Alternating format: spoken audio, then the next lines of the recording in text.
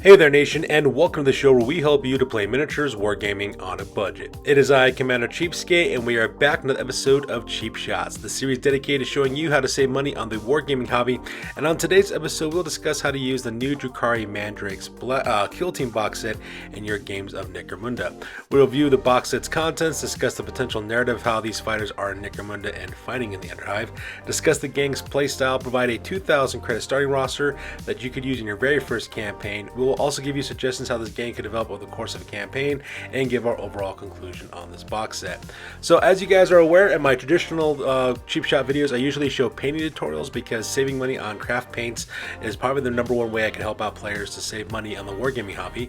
But on these episodes, what I like to do every once in a while is talk about how you could use different miniatures for different games, so that way you can maximize the number of games you can play with your one set of miniatures. And Kill Team is a perfect segue to do this because Kill Team is a skirmish based game that takes place in the 40k universe.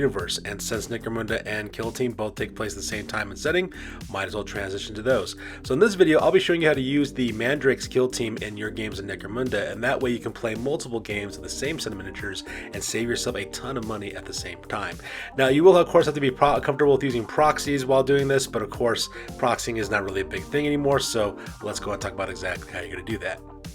Now, the first thing we're going to talk about, of course, is the Mandrakes Kill Team box set, and we're going to do a little bit of conjecture on this one, and the reason why is because we're not exactly sure what's exactly in the box set because it hasn't been released yet. However, based on this image that we received from the Las Vegas Open preview, we can make some pretty good educated guesses about exactly what these guys will have. Now, I'm not really a 40k player, so I don't really know exactly what mandrakes really are. I know they're kind of like shadowy assassins from like a realm of darkness, like a parallel universe type of thing. I'm aware of that because my buddy who does play 40k did tell me about that part. He says they also have a lot of flaming attacks as well, and they also have like weapons, and that they have like cloaks made out of skins of people who like betray them or something like that. So we do know we have that, and so from my guessing is that we're gonna have some kind of flaming attacks of some sort with primarily close combat weapons, and that's exactly what we're gonna use for these guys when we do this. So the narrative behind this kill team is that someone in Necromunda did something they weren't supposed to with the mandrakes, and now there's hell to pay, and these mandrakes are going to be tearing it up in the Underhive now because they're there. And after all, it is Necromunda, and we're going to use that same old saying that every miniature is a Necromunda miniature, and that's exactly what these guys can do. After all, Necromunda is so wild and crazy, these guys would definitely just fit right in directly into the entirety of the narrative. So based on the pictures that I saw from the Las Vegas Open, and when I designed this game is going to be a very close combat oriented gang. Half of the gang is going to infiltrate onto the battlefield, and that way you can actually capture enemies in a pincer attack, which is going to be really good as well. The playstyle is extremely aggressive with a lot of close combat as well as a lot of flaming attacks. However, even though you're doing a lot of close combat attacks, it's very survivable because the way I kind of kid out this gang. So that being said, let's go and talk about the starting roster for your mandrakes in your games of Necromunda.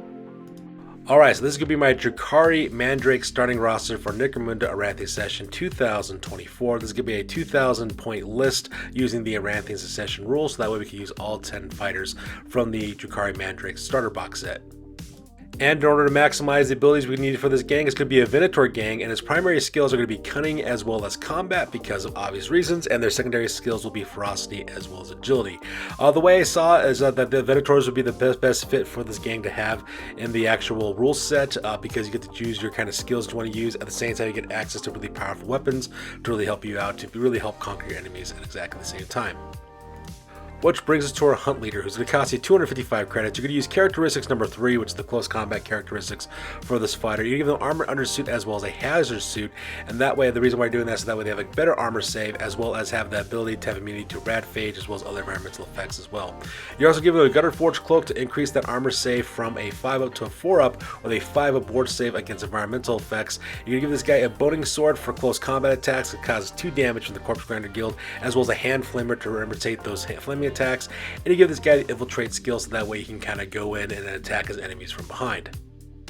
And we're going to do exactly the same thing for 4 of your Hunt Champions. And the reason why we have 4 champions in this gang is because in the Aranthi session, you can double up the number of champions you have for your gang. So we're going to go with the maximum number of 4 Hunt Champions. Each of them will cost 230 credits apiece. Each of them will use characteristic number 3, which is the close combat stats. All 4 will have armor undersuits with hazard suits to give them a 5-up armor save, as well as immunity to things like rad phage, as well as from other environmental effects they might run into as well, especially blaze, because there's so many flaming attacks in this gang. They can be equipped with boning swords as well as hand flamers, and they're going to also have the infiltrate skill as well. So these guys will be able to pop up directly behind your enemy lines with your leader, so all kinds of room with hand flaming attacks as well as boning sword weapons to really slice up your opponents.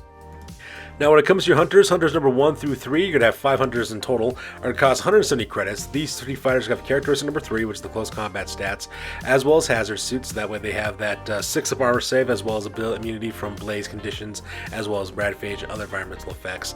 They do have a Gutter Forge cloak as well to give them a 5 up board save against environmental effects, as well as increasing the armor save to a 5 up, as well as boning swords and hand flamers, because you might have those flaming attacks, as well as those boning swords for vicious close combat attacks as well. And your last 2 hunters number 4 and 5, are going to cost 160 credits apiece. These characters are going to use also characteristic number 3 as well, which is the close combat attacks. They also have armor undersuit and a hazard suit, as well as a Gutter Forge cloak. That's giving them a 4 up armor save, as well as a 5 up armor save against environmental effects. Also going to be immune to things like radphage, as well as blaze attacks. They also have that upgrade for their toxic attacks as well. They're also carrying boning swords as well as incendiary charges, so that way they can lob 5-inch blast template weapons with flaming attacks directly against their enemies as well. And that's going to make up your Mandrakes roster for this starting list. Now, over the course of the campaign, the first thing you want to do, of course, is to upgrade everyone to have armored undersuits as well as Gutter Forge cloaks, so that way they have all those things to protect themselves. Having that upgraded armor save with those environmental protections is going to be extremely important for these Mandrake fighters. And I also recommend getting incendiary charges for all of them, because having a 5-inch blast template with blaze is going to be really powerful as well. Now, also the next thing you want to do, of course, is get photo goggles of those respirators. Those respirators are going to give you an awesome buff to your toughness checks against gas and toxic weapons, so that's going to be really nice. And those photo goggles are going to help you to see in all visibility conditions as well. Even though you're using flaming attacks, though, you still want to kind of sneak around and try to stab your opponents, and photo goggles will help you with that in case you run into issues where you gotta look into the dark. And if you plan on going into the ash waste of these fighters, give these guys Wasters dirt bikes if you want to. So instead of spending money on actual vehicles, you just pretend they have Wasters dirt bikes. Now, these guys obviously are not running Wasters dirt bikes, but the lore of Mandrakes, from my understanding, is these guys kind of use the shadows to teleport wherever they need to get to. So yeah, the shadow teleportation. That's what we're going to use our power of imagination to make that happen.